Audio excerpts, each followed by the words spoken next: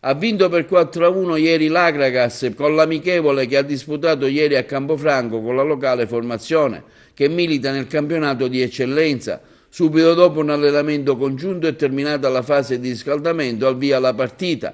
Le due squadre si sono misurate in due tempi della durata di 40 minuti ciascuno. L'Agragas di Napoli è scesa in campo con questa formazione: Vono, Caterinicchia, Mileto, Visente, Danese, Sepe, Franchi, Saitta, Parigi, Longo, Salvemini, mentre nel secondo tempo lo Monaco, Ioio, Petrucci, Greco, Pisani, Canale, Navas, Rotulo, Minacori, Carrotte e Levecche. Nel finale sono entrati anche il portiere Amella e l'attaccante Tripoli. Non ha preso parte all'allenamento il difensore russo, a riposo per un lieve problema fisico. La formazione iniziale del Campofranco è stata Cusumano, Di Marco, Immesi, Priolo, Falcone, Chiazzese, Serio, Castaldo, Moreno, Polito, Corso. L'allenatore Alfredo Matina. Il risultato finale si è concluso per 4-1 per l'Agragas. Nel primo tempo si è concluso 1-1. Le reti segnate sono state all'8° del primo tempo Moreno, al 17° Danese, al secondo tempo Levecche, quindi al 35° Carrotta sul rigore e di nuovo Levecche al 40°. Levecche è un giocatore che ha entusiasmato parecchio e che ha dimostrato in campo parecchia grinta.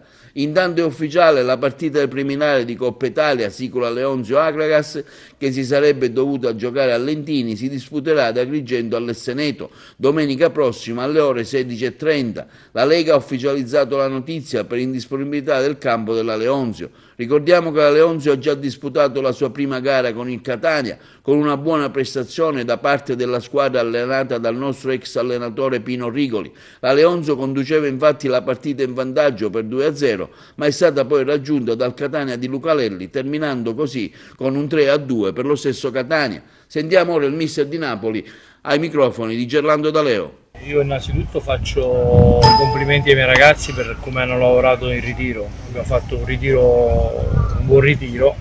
Oggi abbiamo concluso la fase del ritiro con una doppia seduta stamattina. Hanno fatto un grande lavoro di forza e oggi da loro volevo 45 minuti belli intensi per smaltire, diciamo, il carico di lavoro di stamattina. Sono soddisfatto di quello che mi hanno dato. Anche in virtù della partita di domenica di Coppa Italia dobbiamo cercare di arrivare il più brillanti possibile, quindi con questo caldo importante abbiamo fatto 45 minuti a testa. Pensi che siano sufficienti questi primi 20 giorni di ritiro e queste amichevoli per farsi trovare pronti per domenica? Ricordiamo c'è la gara di Coppa Italia già ufficializzato dalla Lega, per cui si giocherà anche se in trasferta allo stadio Esseneto di Agrigento. Noi continueremo a lavorare perché la nostra metodologia di allenamento non prevede cali di densità di lavoro. Il nostro lavoro è sempre costante, quindi sono soddisfatto per come hanno lavorato e per l'abbreviazione che hanno messo a disposizione di sti ragazzi.